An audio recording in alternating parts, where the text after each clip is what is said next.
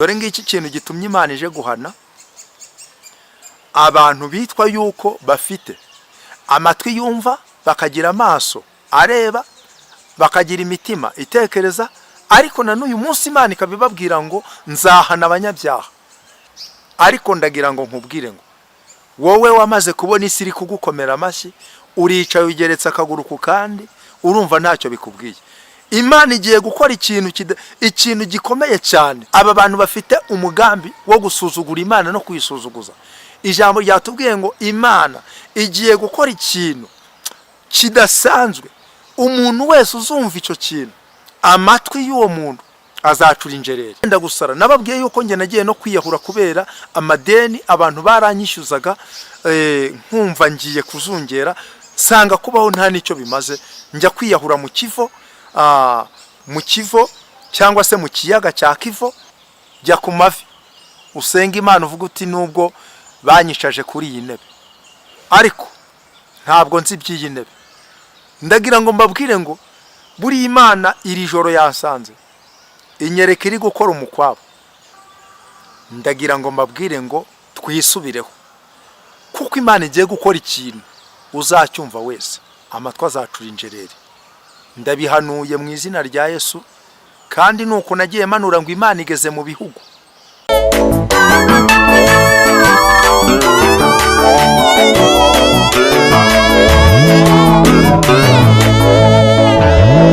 Mu izina rya Yesu, Mana Data wa twese turagushima.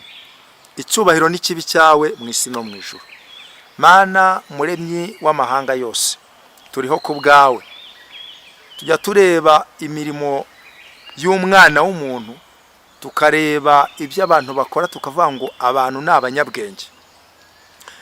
Twareba ukuntu umuntu ashobora guhamagara umuntu uri hirya hariya ntiyumve, ariko umuntu agakora telefoni ihamagara muri Amerika, igahamagara i Burayi, tugatangara tukavuga ngo burya umwana w'umuntu afite ubwenge.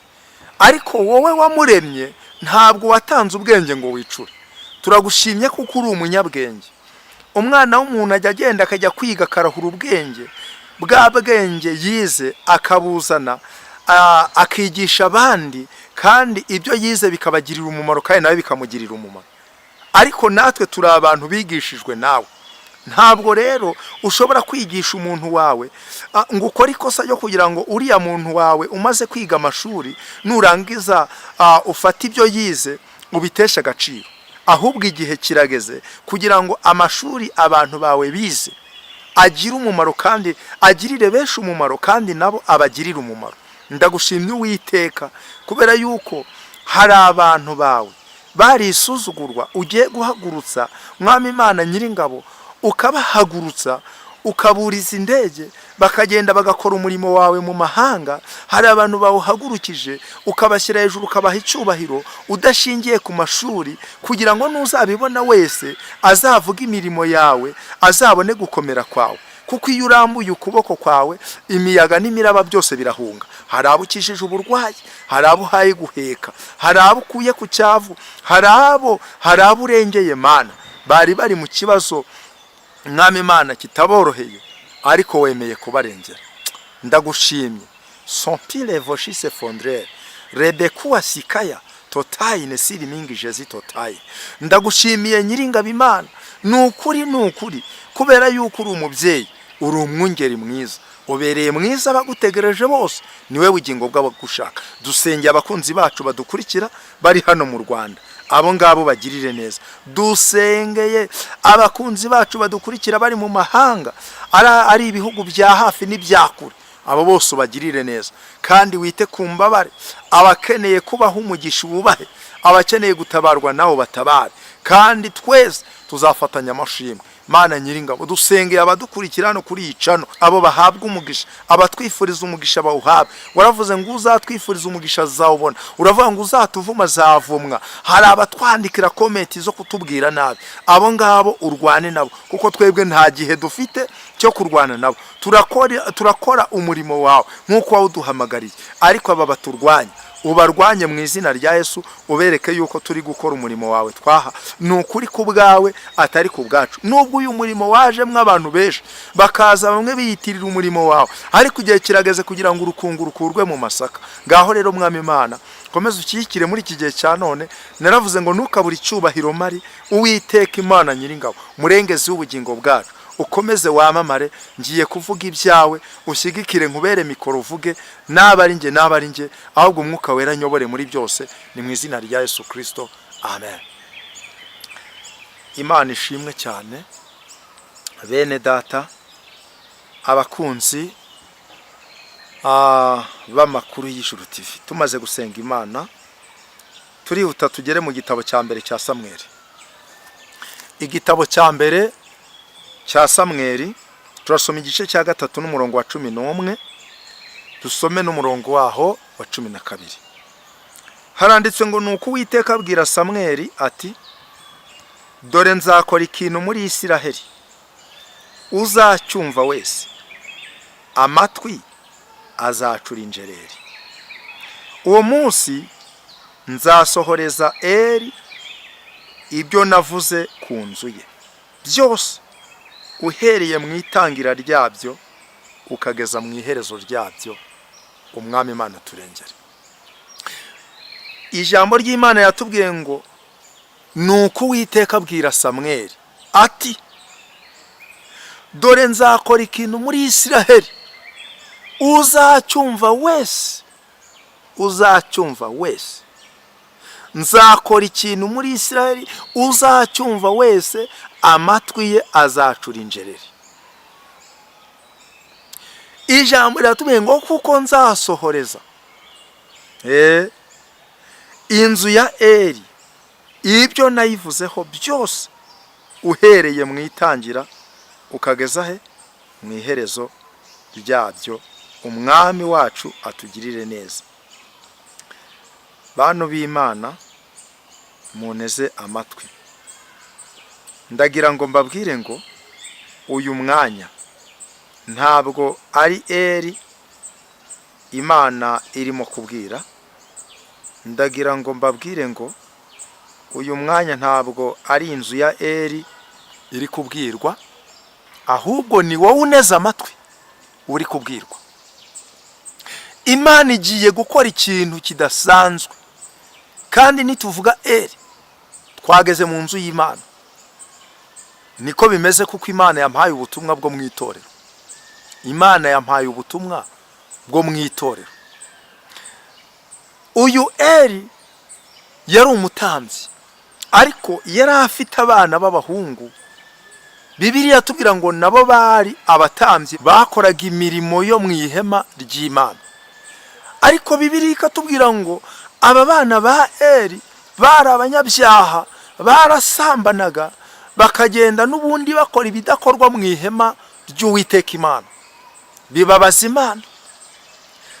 Noneho uyu Eli nk'umutambyi cyangwa se nk'umubyeyi wabo, ari n'umutambyi mukuru, ntabwo yabashaga kugenda ngo abwire abana be, ababwire ngo mwabanamo ibi bintu, mbese ngo abacyahishe igitsure. Imana isanga uyu muhanuzi Samweli, imubwira yuko igiye gukora ikintu gikomeye cyane. Umuntu wese uzacyumva ko amatwi ye azacura injereri. Uyu munsi itorero ry'Imana, abantu barigize nk'umurima wabo, ku buryo usanga uko umuntu ashobora kujya mu murima we akawukorera ibyo ashaka. Burya umurima wawe, iyo ushatse ufata ishoka ukajya gutema igiti. Umurima wawe, iyo ushatse wahinga n'ibigori ukagenda ukabitemera inka zawe, kuko ni umurima wawe. Umurima wawe hariho n'ibintu abantu bareba bakavuga bati biriya bintu ntabwo bikwiriye, ariko kuko atari umurima wabo bakitambukira. Ariko iri torero ndagira ngo mbabwire ngo rifite nyiraryo. Uyu Eli rero ibyo byose ngo abantu bakaza bakabimubwira bati nyamara abana bawe ibintu bakora ntabwo ari byo. Eli noneho ngo we akagenda akababwira ngo ariko bana banje ibyo bababwira ni ukuri, aho kugira ngo abacyahishe igitsure, abacyahishe uburakari, mbese abereke ko ibintu bari gukora bitari byo, ahubwo akababwira ari kubamemetereza gake gake. Ibyo bibabaza Imana, kandi na Eli ubwe bimugiraho ingaruka zikomeye cyane, kugeza aho Imana yasanze Samweli. Bantu b'Imana, isanga Samweli ni ukuri mu by'ukuri isanze Samweli iramubwira ngo nzahana inzu ya Eli mbahora gukiranirwa bamenye. Noneho mu by'ukuri Samweli yari akiri n'umwana mutoya, ko Bibiliya itubwira yuko yagiye yumva ijwi ry'Imana akagenda akajya kubwira umutambyi Eli ati ese uri kumbwira ngo iki? Bigera ku bugera gatatu, ariko Eli amenya ko ari Imana ivugana na Samweli. Noneho Eli abwira Samweli ati niwongera kumva iryo jwi n'ubundi uryitabe wumva icyo ubwirwa, kuko n'Uwiteka Imana urimo kuguhamagara. Mu by'ukuri Samweli Imana yaramuhamagaye ivugana nawe, imuha amagambo akomeye cyane, ariko uyu mutambyi Eli ashaka kumva icyo Imana yabwiraga nde Samweli. Dusomya no ku murongo wa 17 w'ikice cya 3 haranditswe ngo aramusubiza ati Uwiteka yakubwiye iki? Ndakwinginze numisha. Uyu ni Eli uri kubwira Samweli. Numisha ikintu na kimwe mu byo yakubwiye byose, Uwiteka biguhore ndetse akurushirizeho. Samweli amurondorera byose, ntiyagira icyo amuhisha. Nuko Eli aramusubiza ati n'Uwiteka ntakora icyo ashaka. Ni Uwiteka ntakora icyo ashaka. Dore ngiki kintu gitumye Imana ije guhana abantu bitwa yuko bafite amatwi yumva, bakagira amaso areba, bakagira imitima itekereza, ariko na n'uyu munsi Imana ikabibabwira ngo nzahana abanyabyaha bakinangira imitima. Bamwe bati none se ubundi n'Uwiteka azakora ibyo ashaka, abandi bati ni ibyo abahanuzi n'ubundi uhereye kera kose niko bihora. Niba basha kureba ngo bamenye ngo ni imbabazi z'Uwiteka, kuba uriho ujya wibuka yuko hari abandi bantu benshi cyane bapfuye kugira ngo uburiho. Menya yuko kuba waba uyoboye, uri pasiteri, uri mushumba, uri runaka, iyo ntebe wicayeho, menya yuko hari abandi bayicayeho, kandi ejo nawe uzayivaho abandi bayicareho. Niyo mpamvu ngewe njya nkunda kubwira abantu ngo dukwiriye kumenya ngo mbese hari abaririmbyi barembye ngo isi ni gukomera amashyi, ngo ntuzibagirwe bya bihe wabayemo ntawe kuvugisha. Urabona isi iri kugukomera amashyi iti nyakubahwa nyakubahwa, nyamara ntumenye ko ahubwo ari bwo wagakwiriye kongera ibihe byo gusenga.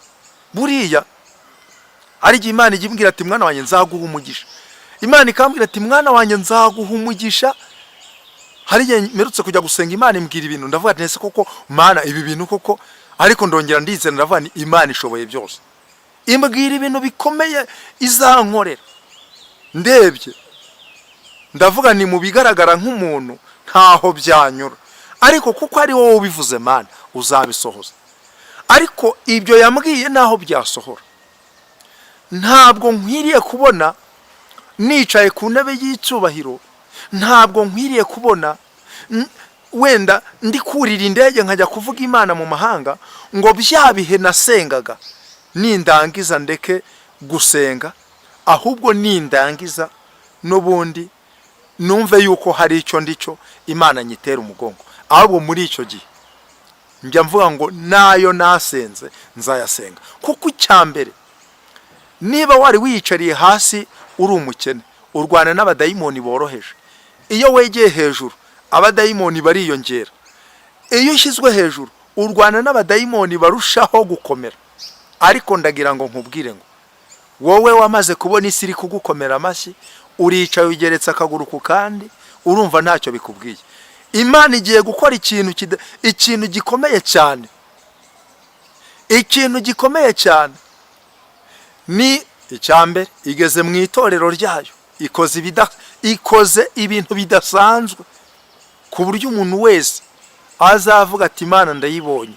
Ibi bintu abantu bamenyereye kwiyoberanya, bakaza bakihisha mu nsengero, bakihisha mu byumba by'amasengesho, abandi babaye amabandi bari kurya iby'abandi. Sinzi umuntu nabonye anyandikira arambwira ngo nagukurikiranye iminsi myinshi, ati Imana iguha umugisha, ati kuko njyewe narakugenzuye sanga utandukanye n'abandi, atari ko bagenzi bawe bitwa ko ari abahanuzi, ati nkubwiye ibyo bankoreye, ati nagahoma munwa. Ndamwandikira ndamusubizana ibyo ngibyo nibimenyerewe, ubwo nyine nuko, ariko nabaneza amatwi babonereho kuba maso. Kuza haro nabonye ejo bundi ari kunyandikira arambwira ati wowe, ati rwose ujye utitire cyane, ati uvuge n'indimi nyinshi, ati nibwo tuzarushaho kubyumva cyane. Ariko ndagira nkubwire ngo uyu munsi ntabwo nabiteguye, ariko bantu muneze amatwi rwose, ntabwo mbabeshye. Abantu dukurikiriza izi mbuga za TikTok, tugakurikiriza imbuga za Facebook, tugakurikiriza imbuga zitandukanye, tujya tubona abantu babigize akazi, bavuga indimi nyinshi, ariko atari kuvuga ngo ni uguhanura, mbese bigana ikintu cyo guhanura bakavuga indimi nyinshi, ariko ari akazi kabo bibereyemo. None mu by'ukuri bantu munteze amatwi mube maso. Nahoze mbiganiraho na madamu turimo tubareba, abo bagabo babikora hano kuri izi mbuga barahari rwose babikora. Hari umugabo rwose arahitinze ukunze kubikora cyane. Ndavuga ni nk'uyu muntu aje akavuga izi ndimi, mu by'ukuri ukamwumva, mu by'ukuri utazi gusobanukirwa ibyo yakubwira, ni wavuga ngo ni Imana ivuze. Ariko abantu muri iyi minsi ntabwo barakagenzura neza. Urajya kubona umuntu araje ari gutitira avuga indimi nyinshi cyane, ugire ngo ko kuriya muntu aravugishwa n'Imana. Ariko muri abo bantu bafite akazi ko kuvuga indimi bahanura, ariko ari akazi bibereyemo, hari naho bajya babivuga rwose, ati urabona uriya muntu ari kuzuzwa agahanura, atari ko nyamara n'icyuma yanyweye. Nk'icyo cyuma sinzi nuko gisa, wa mugani sinzi nuko gisa, ariko numva ko hari abantu benshi banywa ibyuma barangiza bakajya guhanura. Ariko ndagira ngo nkubwire ngo wowe uneze amatwi, nushaka wubaha Imana bivuye mu mutima wawe. Kubaha Imana ntibikura ko abantu bazakurwanya. Turakora umurimo w'Imana. Ngiye Vedaste mureba, ntabwo ndi hano kuri kamera kugira ngo shimwe nawe. Nukuri ndakubwiza ukuri, ndi imbere y'Imana yamamagaye. Ntabwo ngiyewe ndi kuri kamera ngo shimwe nawe, sindi kugira ngo shimwe na pasiteri, sindi kugira ngo shimwe na mushumba. Nta muntu maranira kunezeza, maranira kunezeza Imana. Kandi ikindi nta muntu maranira kugira icyo ntwara, sinzakugirira nabi, sinzakwihenzaho, nta n'icyo nzagutwara. Ariko nanone ntabwo ngiyewe nzakora ibintu kugira ngo shimwe nawe. Umarira ikizi? Ubu se njya nibuka imirimo y'Imana bikantera kumva ngiye nyikunze cyane. Twakoreye Imana kenshi cyane, twicwa n'inzara tukaburara, twaratagangaye, inzara yaraduhombanyije imisaya, kandi twitwa ngo turi abantu bakorera Imana, kandi mu by'ukuri tubana n'abantu bakomeye. Ariko Imana yo mu ijuru yitamuruye ivuze ati mwana wanjye, iya nzara yakwishe nzakugaburira. Uyu munsi tujya dushima Imana kuko ntabwo turi gukorera Imana turi kuvuga ngo inzara iratwishe. Nukuri mbonero no kukubwira ngo nawe ubwawe baraguca intege bakakubwira ngo inzara izakwica, ngo ibyo bintu urimo. Ntabwo abantu bavuga ibyo ngibyo aribo bagufitiye impuhwe. Imana niyo igufitiye impuhwe. Ndabizi neza yuko umuntu nta muhwe yakugirira, ariko Imana iyo ikugiriye impuhwe Imana ikwemeza n'abatakwemera. Nongere mbabwire ngo nukuri twagiye dukorera Imana mu miryango bakatugira ibicibwa, abo dukora n'umurimo w'Imana aribo bakagombye no kudufasha muri iyi nzira ngo batuyobore, ahubwo bagatangira bati bari abantu barayobye. Bari abantu barayobye, bahora basenga cyane, ntacyo bazigezaho. Ariko se koko ntacyo tuzageraho? Kubera Imana tuzakigeraho. Uyu munsi nari ndimo gusenga imereza ijambo riri muri Yesaya 23 umurongo wa 18. Haranditse ngo ubutunzi bwaho n'ubucuruzi bwaho buzerezwa Uwiteka, ngo nibizabikwa kandi nibizashyirwa ukwabyo, ngo ahubwo ubutunzi bwaho buzahabwa abahora imbere y'Uwiteka kugira ngo barye bahage, babone n'imyambaro ikomeye. Iyo myambaro ikomeye se wagize ngo naya makote twambaye? Hari umwambaro ukomeye Imana izaguha. Mu muryango wavutsemo batakwemera bazakwemera kubw'uwo mwambaro ukomeye Imana izabiguhaye. Uyu munsi abantu b'Imana babaye nk'igitutsi, abantu b'Imana babaye nk'abatagira ubwenge, abantu b'Imana babaye inzererezi, babahimba n'amazina menshi. Ariko ndagira nkubwire ngo tureke izi nzererezi n'ubundi ziyita abakozi b'Imana ari ukubeshya. Ariko umukozi w'Imana uri mu muhamagaro nyawo, uri kuvuga ngo Imana iravuze atayibeshyeye, umukozi w'Imana uhagurutse n'ubundi ahagurukiye kurwana ishyaka ry'umurimo w'Imana, atari kugira ngo yishakire indamu za none, uwo mukozi w'Imana Imana iramushyigikiye, Imana igiye kumugirira neza, igiye kumukundisha abantu. Yewe nubwo uri umwirabura n'abazungu bazagukunda. Ndagira ngo nkubwire ngo nubwo utize nukuri uzagenda ubabwirize, uvuge no mu zindi ndimi, kandi bumve yuko Imana iri kumwe nawe. Imana ishimwe cyane. Wakwereka umugambi Imana ifite ku bantu bayo. Baraguseka ngo ntiwabyaye, ngo mbese ngo igihe yasengeye ngo byatanze iki? Itonde. Narababwiye ngo umuntu w'Imana nujya umugeraho ujye ushinga agati. Umuntu w'Imana aratungurana. Ushobora kuza n'ubundi ukasuzugurira ukondi. Ukasuzugurira ukondi. Njya nkunda kubivuga ngo kuba turi mu mazu yanyu tuyakodesheje, ahubwo nukuri nimutadufata neza amazu yanyu ejo tuzayagura. Niko bimeze, tuzayagura pe, nukuri ejo tuzayagura. Imana igiye gutanga umugisha ku bantu bayubashye, nukuri niko mbabwiye. Ariko tukiri aho ngaho, aba bantu bafite umugambi wo gusuzugura Imana no kuyisuzuguza. Ijambo ryatubwiye ngo Imana igiye gukora ikintu kidasanzwe. Umuntu wese uzumva icyo kintu, amatwi y'uwo muntu azacura injereri.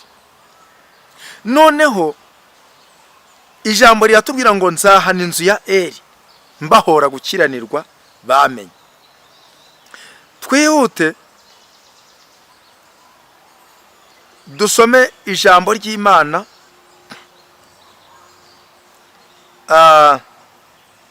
mu by'ukuri turacyari muri iki gitabo cya mbere cya Samweli. Turasoma umurongo wa 21. Haranditse ngo maze Uwiteka yongera kumubonekera. Uwo ni Samweli ari i Shilo, kuko yajyaga yiyereka Samweli n'ijambo rye i Shilo, kandi ijambo rya Samweli rigera ku Bisirayeli bose. Maze Uwiteka yongera kumubonekera i Shilo, kuko yajyaga yiyereka Samweli n'ijambo rye i Shilo, kandi ijambo rya Samweli rigera ku Bisirayeli bose. Igihe kirageze ngo ijambo Imana yashyize mu kanwa ka Vedaste, ryarindi barwanyije, ryarindi bavuze ngo nidushaka yuko ryarenga n'umutaro, ryarindi, igihe kirageze kugira ngo rirenge imbibi z'ibihugu, rigere mu mahanga ya kure, rigere mu mahanga ya hafi, rishyirwe mu ndimi zitandukanye n'abatumva Ikinyarwanda baryumve. Ari igihe murutse kubona umuntu yanditse ati ntago narinzi yuko uri umwe mu bashinzwe umutekano w'igihugu, kubera ko yari abonye nambaye iri kote. Mu by'ukuri abantu b'Imana natwe dushinzwe umutekano w'igihugu. Nta nubwo ari umutekano w'igihugu gusa, ahubwo dushinzwe umutekano w'ikiremwa muntu. Kuko turabwira abantu abantu bagirira abandi nabi, turababwira ngo nimutareka ibyo bibi mukorera abandi Imana izabahana. Turabwira abantu bariye ifubyi bakarya imitungo y'ifubyi, ukabona umwana arapfuye, ukabona umwana apfushije ababyeyi, umwana agapfusha ababyeyi se na nyina, wa mwana kubera ko ari umwana akajya kurererwa kwa ba nyirarume. Ba nyirarume bakareba bakavuga batumva uyu mwana n'ubundi nakura uzasanga n'ubundi ibyacu abibonyemo umugabane, cyangwa se bati reka tubikore gutya n'ubundi niba bari bafite imitungo iriya mitungo yabo tuyigireho uruhare. Abandi bati iki cyana n'ubundi kibayeho twazagabana imitungo, ugasanga baramwisha. Turabwira abantu bakora ibyo ngibyo ngo Imana izanabahana. Njya nkunda kubwira abantu ndi imbere y'Imana ishobora byose, ntabwo njya ninjira mu ntambara z'imitungo yo mu miryango, kuko twabaye mu miryango tukayadura n'intambara, tumera nk'ibicibwa, ariko nyamara Imana ivuga ko izatugirira neza. Uyu munsi turukurya tutabitewe nuko ari ibyo dukuye muri ya miryango twavutsemo, ahubwo turukurya kubera Imana. Kandi ejo hazaza tuzanakomera, nubwo hari ijambo riri muri Yesaya, wenda reka turambure Bibiliya turisome, turongera tugaruka hano muri aya magambo ya Samweli, kuko ndumva mfite ibintu Imana yampaye kubaganiriza kandi bitandukanye, ariko wumve yuko Imana iri mu ruhande rwacu irakomeye. Ijambo ryatubwiye Yesaya 60:15 ngo nubwo waretswe ukangwa ntihabe hari ukikunyuramo, nzakurutisha ahandi nguhe ubwiza buhoraho n'ibyishimo by'ibihe byinshi, kandi uzonka n'amashereka y'amahanga, uzonka amabere y'abami, nuko uzamenya yuko njyewe Uwiteka ndi umukiza wawe n'umucunguzi wawe, umunyambaraga wa Yakobo. Imana itugirire neza. Haleluya. Ntabwo mbizi mwene data uneza amatwi, ntabwo nzi ibyawe, ariko ijambo ry'Imana riratubwiye ngo nubwo waretswe ukangwa ntihabe hari umuntu ukikunyuraho, nzaguha ubwiza buhoraho, nguhe n'ibyishimo by'ibihe byinshi, uzonka amabere, uzonka amashereka y'amahanga, uzonka n'amabere y'abami. Igihe kirageze kugira ngo nubwo imiryango yakwanze, Imana iguhaye inshuti bidaturutse ku miryango, abantu barakwanze bakwangira ubukene bwawe, igihe kirageze kugira ngo bakugarukire. Icyakora Bibiliya iravuga ngo bazakugarukira ntuzabagarukire, ariko ndagira ngo nkubwire ngo igihe kirageze, Imana irakwibutse nawe mwene data. Nubwo waretswe ukangwa, abantu bakakwanga, n'urugo rwawe bakarucikamo, n'uyu munsi iyo ubwiye umuntu amera nkaho n'ubundi agufashe nk'umusazi, n'iyo umubwiye ikibazo cyawe mbese wabaye iciro ry'imigani. Ariko ndagira ngo nkubwire ngo igihe kirageze, Imana ikugarutseho. Ndagira ngo nkubwire wowe uneza amatwi, uri aho hanze muri ibyo bihugu bya kure, aho hanze dore nabonye umuntu yuriye indege aragenda ajya mu kindi gihugu, agezeyo ngiye kubona mbona yohererejwe imbaraga zidasanzwe, ngiye kubona mbona ameze nk'umuntu ufungiye muri gereza aho atabasha kwinyagambura. Ariko ngiye kumva numva ijwi rimbwira ngo amasengesho arabohora, bwira uriya muntu yishakamo imbaraga asenga Imana. Imana irashaka kukubohora, irashaka kugukura muri ako kazitiro, irashaka kugukura muri iyo gereza, iyo gereza yo kudashaka. Bakaba bari kuvuga ngo abaye umusaza nta mwana agira. Imana irashaka kugukura muri iyo gereza, nawe ugire urugo nk'abandi. Iyo gereza, erega icyo nacyo ni igisuzuguriro, iyo ni karande. Nukuri abantu benshi baragendana karande tukababona. Iyo nayo ni gereza, ni ukuri, iyo ni gereza iguhesheje iwanyu. Kuko ndagira ngo nkubwire ngo iyo gereza cyangwa se iyo karande iguhesheje iwanyu, hari Imana ishaka gutesha agaciro bya bindi byo mu miryango bavuga ngo nta muntu wo mwuriya muryango wigeze akora ubukwe. Oya, senga Imana. Kandi regera nkubwire ngo impamvu Imana impaye ubutumwa nuko wari wacitse intege, uri kuvuga ngo menya n'ibyo Imana yambwiye byararangiye.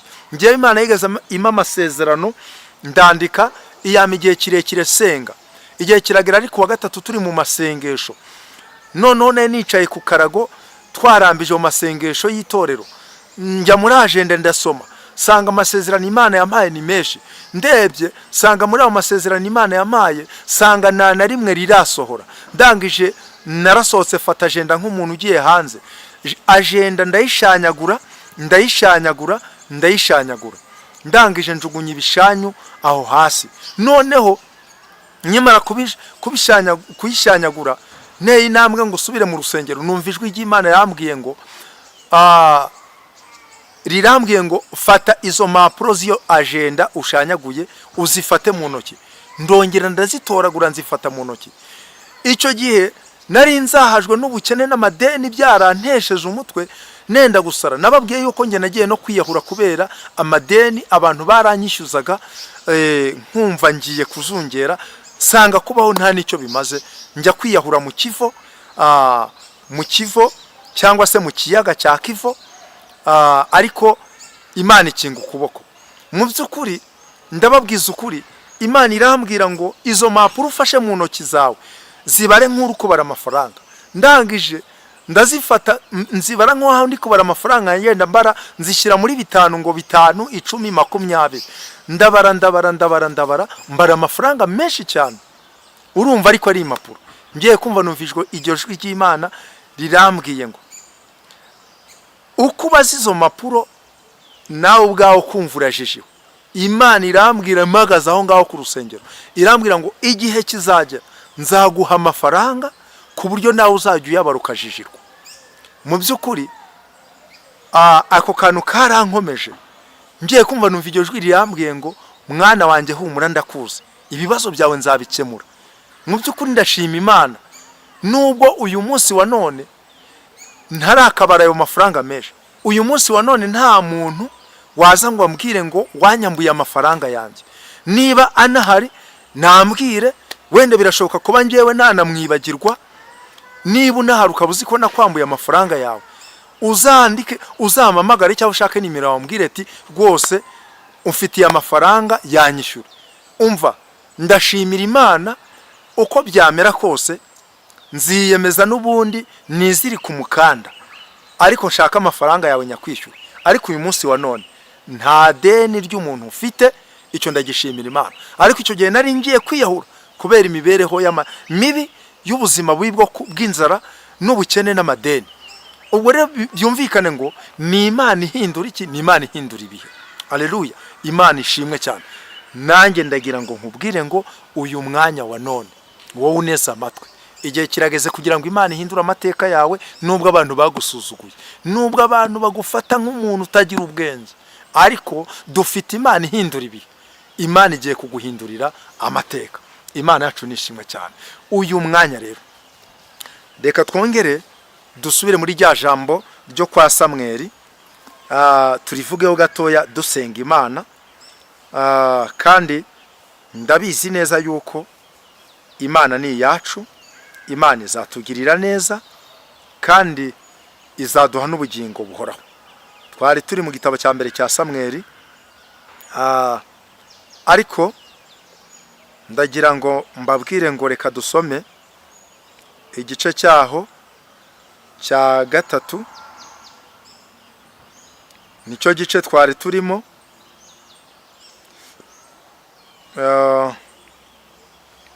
Igice cya 3 turagitaruka, ahubwo dusome igice cya 4. Turi kugera ku musozo w'ubutumwa Imana yampaye, nubwo hari ibyo ntaravuga ngiye kubabwira Imana yampaye. Samweli wa mbere 4 umurongo wa 20 haranditswe ngo nuko ari bugufi bwo gupfa abagore bamuhagaze iruhande baramubwira bati witinya ubyaye umuhungu.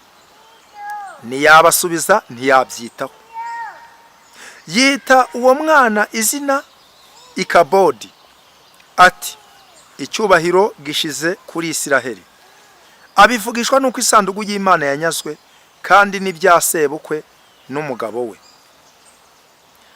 Aravuga ati icyubahiro gishize kuri Isiraheli kuko isanduku y'Imana yanyazwe. Imana itugire neza cyane. Buriya ni ukuri isanduku y'Imana yaranyazwe mu itorero. Ahantu Imana iri haba hari amahoro.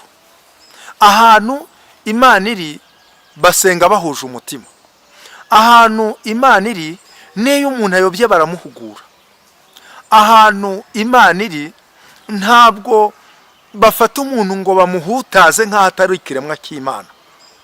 Ahantu Imana iri abantu baraganira, kandi njyewe njya nkunda kubwira abantu no mu bintu byose bibaho. Bibiliya iratubwira ngo umutambyi akwiriye kwihanganira intege nkeya zabo ayoboye, ngo kuko nabagoswe n'intege nkeya. Ariko muri iki gihe cya none hari ibintu bibabaje Imana. Njya nkunda kubwira abantu kwiyita icyo itari cyo biragatsindwa. Hanze njya nkunda kubona abantu b'abakobwa n'abadamu bisiga amavuta, ugasanga uruhu bararuhinduye bigira abazungu. Ariko kwisiga amavuta aguhindura uruhu, ukihindura umuzungu n'imisatsi ukayihindura, ntabwo bizarenga ngo bikugire umuzungu. Ndagira ngo nkubwire ngo nibibaho, umuzungu ni umuzungu n'umwirabura ni umwirabura. Kandi biragatsindwa kwitwa umukozi w'Imana Imana itakubona. Biragatsindwa kwitwa umukozi wa leta itakuzi mu bakozi bayo. Biragatsindwa kwitirirwa ikintu ariko utari cyo. Igihe kirageze rero kugira ngo Imana yerekane abakozi b'Imana abari bo. Twari twasomye ijambo ryatubwiye ngo Imana izakora ikintu mu nzu ya Eli, uzacyumva wese amatwi yazacura injerere. Igihe kiragera, iyi nzu ya Eli muri Isiraheli isanduku n'ubundi imaze kunyagwa n'Abafilisitiya. Abafilisitiya baje kurwana n'Abisiraheli, Abisiraheli baraneshwa, ndetse ngo hapfa Abisiraheli benshi cyane. None urumva iby'Imana yavuze yabigize ute? Bitangiye gusora ngo nzakora ikintu muri Isiraheli, uzacyumva wese amatwi ye azacura injerere. None umunsi umwe abahungu ba Eli ngo baje gupfira icyarimwe. Noneho ngo igihe kiragera ngo Eli wari urokotse ku rugamba aje ko bivuga, amubwiye ukuntu ibintu byagenze, ngo Eli abyumvisha yicaye ku ntebe, ngo ako kanya ngo agwa ingazi. Ngo nuko ngo kuko yari aremereye, yari n'umusaza ugeze mu myaka 80 imenya ari n'itanaho, noneho 95. Noneho ngo amaze kubyumva ako kanya ngo yikubita hasi, ngo nawe ahita nogonoka, umwuka urahera. Bibiliya iratubwira ngo uyu mugore dusomye ngo yari arimo kubyara, ariko ibintu bimeze nabi. Izo nkuru yamaze kuzumva, ngo nawe ageze ku mwuka wa nyuma wo kugira ngo yipfire, ngo abyara umwana w'umuhungu. Niko dusomye, abyara umwana w'umuhungu.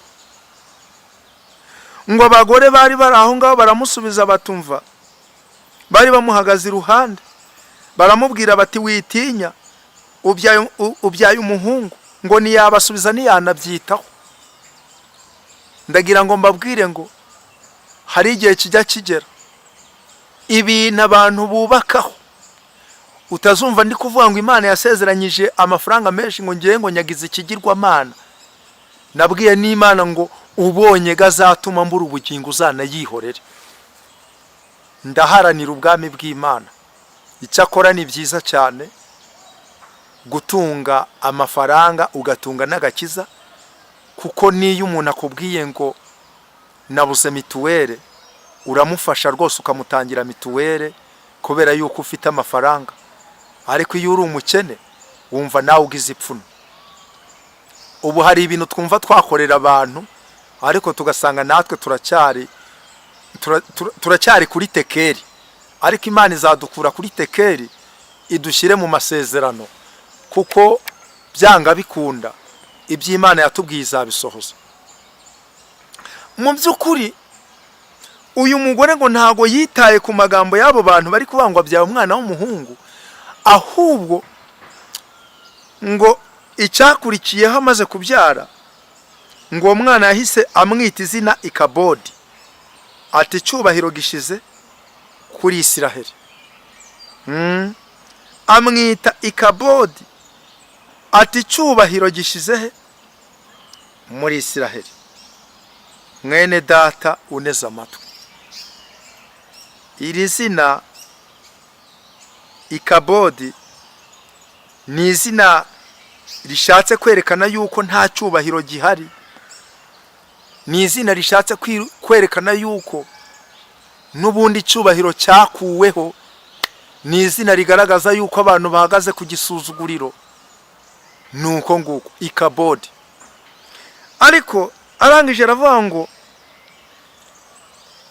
ngo nuko isanduku y'Imana yanyazwe, kandi ngo yabitewe n'ibya sebukwe n'umugabo we. Sebukwe yari yapfuye, n'umugabo yapfuye, n'umugabo wabo yapfuye. Ngo aravuga ati cyubahiro gishize muri Isiraheli kuko isanduku y'Imana inyazwe.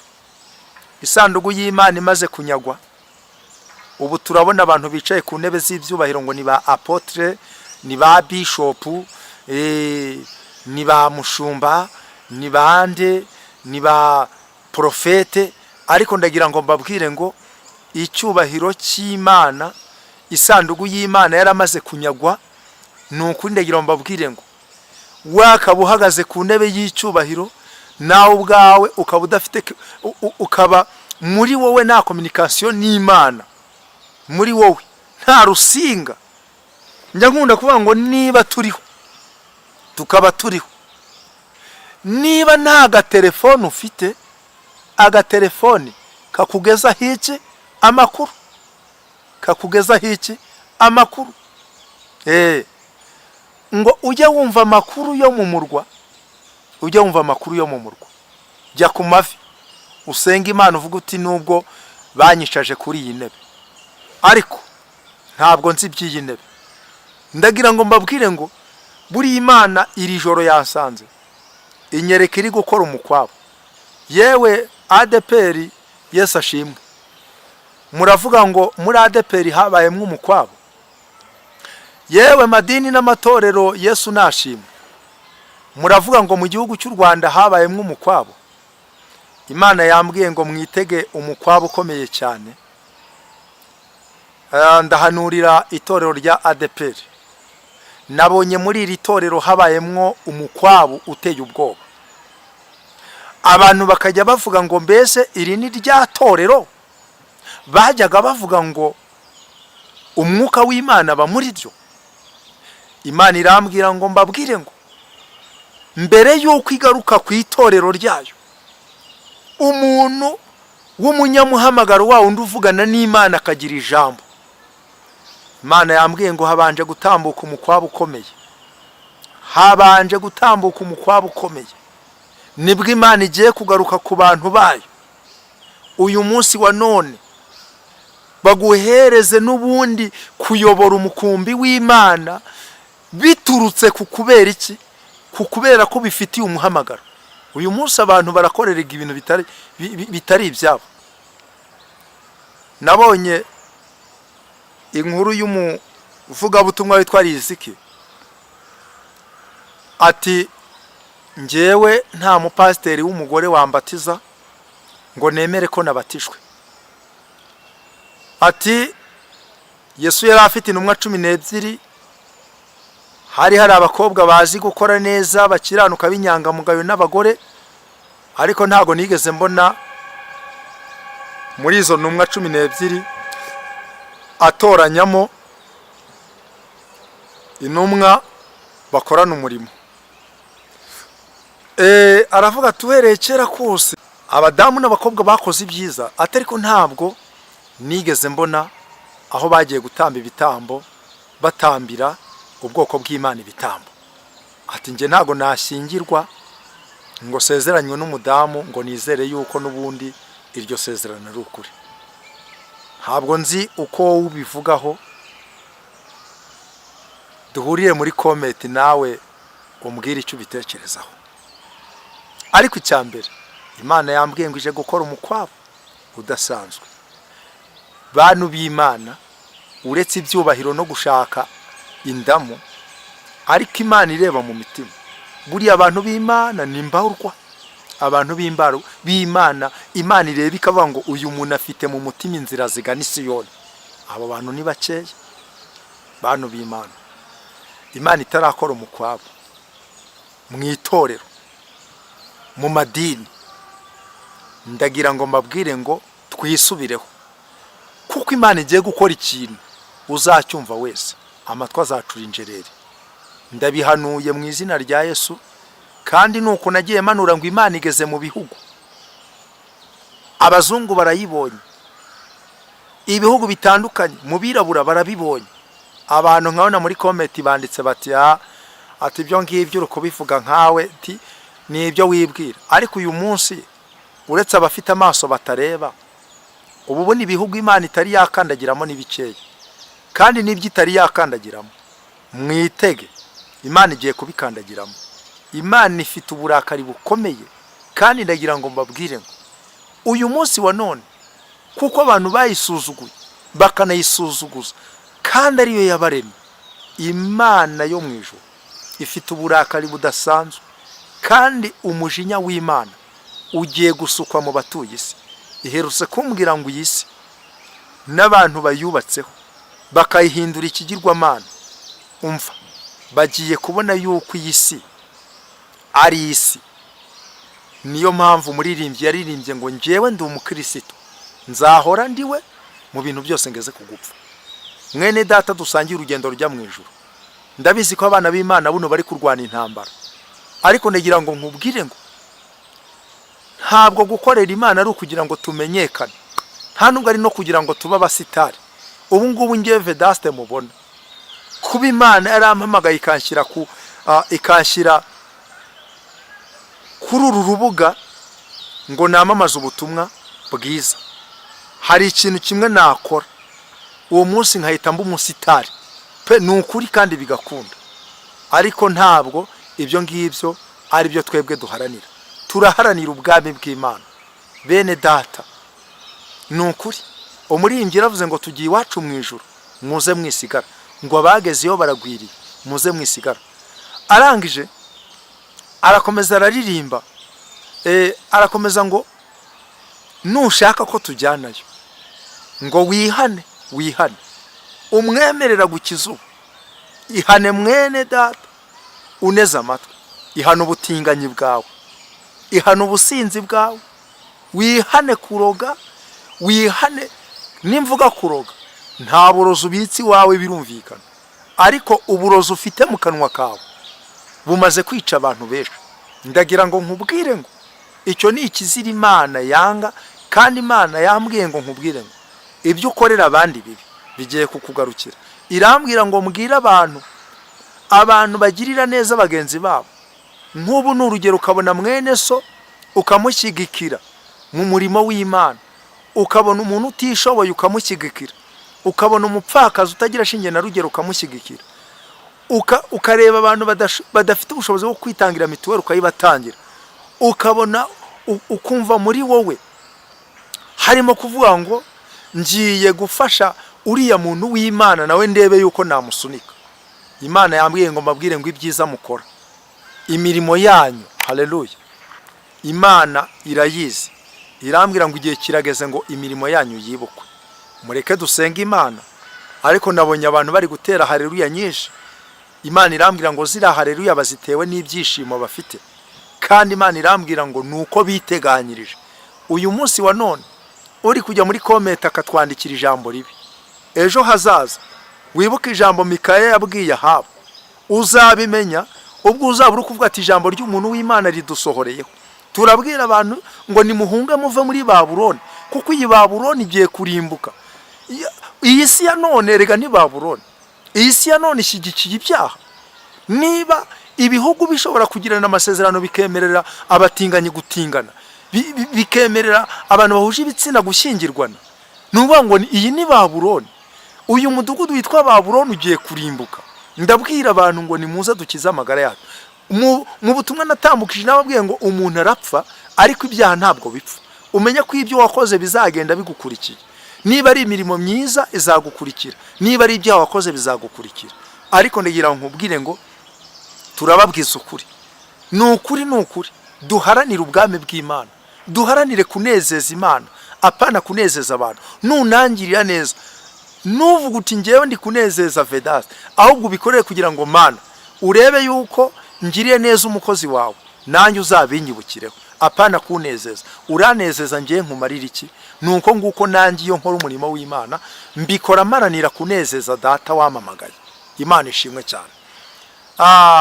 Reka dusenga Imana, ariko uyu mwanya dusenga Imana. Ubu butumwa ntabwo bureba abanyarwanda gusa, burareba abantu bose bumva ururimi rw'Ikinyarwanda. Kandi ikindi, ubu butumwa ntabwo bureba bumva ururimi rw'Ikinyarwanda gusa, ahubwo ufite na mwene wanyu ufite uburyo bwo kuba wamusobanurira ubu butumwa, waba umwumvise. Kuko Imana ubwo izakora ikintu kidasanzwe, amatwi y'abantu agacura injereri, no mu bazungu irahageze, mu Barabu, aho mu bihugu by'Abarabu aho nahigezeyo. Bya bihugu by'Abarabu biri mw'abayisilamu benshi, aho nahirahageze kandi irahatinze. Mureke dusenga Imana. Harahirwa umuntu wubaha Imana mu mutima we akayishaka ubudasiba, uwo nguwo arahirwa, kuko Imana igambiriye kumugirira neza. Uri Imana nziza, uri data wa twese. Haleluya. Uri umurengezi wacu, uri Imana duhungiraho. Uyu mwanya ndagushimye kubera ko wumvishe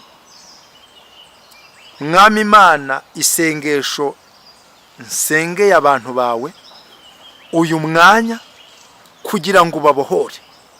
Iri sengesho ndi gusenga ni ryo gusengera abantu bawe kugira ngo babohore. Erega hari ingoyi Satani yababohesheje.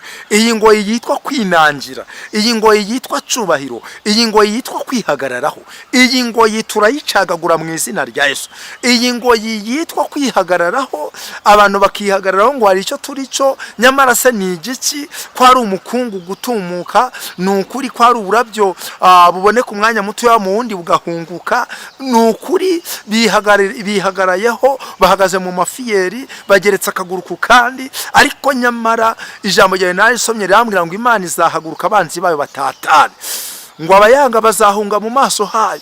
Mana Nyiringabo, ndasenze kugira ngo ukomeze ushyigikire abantu benshi. Buno bari bafite umuhamagaro wo kuvuga ubutumwa barabiretse, ahubwo bajya mu nkuru kugira ngo nubundi muri izo nkuru baboneremo icyo kurya, baboneremo ubuzima. Ariko twebweho ubwo abandi baretse kuvuga ubutumwa ahubwo bakavuga kuri runaka, ibyo ngibyo Mwami Imana Nyiringabo ntabwo ari byo tugambiriye. Tugambiriye kwamamaza ubutumwa bwiza. Duha amavuta, ibyo abandi batakoze tubikore. Duha imbaraga, ibyo abandi batakoze tubikore. Dushyireho uburinzi bwawe, udushyigikire, utwagurire imbago, n'abadukunda bose bagirirwe neza, abakiboshywe babohore, abarwayi bakize, ababuze urubyaro rubahe, abadafite ubuzima baha ubuzima mu izina rya Yesu Kristo. Lepevoshise fondrere, turasenze kugira ngo Mwami urwanirira abantu bawe, urwanirira abanyarwanda, urwanirira abarundi, abakongomani, abatanzania, abo muri Uganda, abo bose ubarwanirire, abari ku mugabane wa Afrika mu bihugu bitari bimwe bakurikira ijambo ryawe bakumva icyo uvugana nabo. Abo turabasengeye mu izina rya Yesu. Urwanirira abakobwa abarozwe ngo be kuzashaka, turabasengeye. Abasore mwami Imana bari kuvuga ngo basaziye iwabo, abo turababohoza mu izina rya Yesu. Ububakira ingo, ubaremera ubuzima,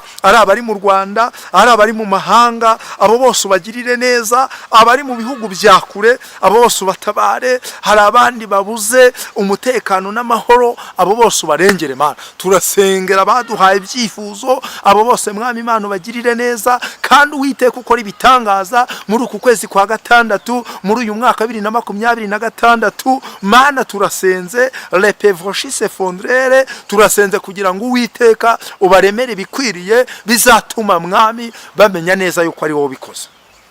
Urakoze, ndagushimye Mana Nyiringabo, izina ryawe rihabwa icyubahiro. Abatugirira neza ubashyigikire, abadushyigikira bose ubaha umugisha. Tubasabiye umugisha Mana, kubera yuko hari aho mwami Imana tutabasha kwambuka, ariko tukabona abadufashe amaboko baratwambukije.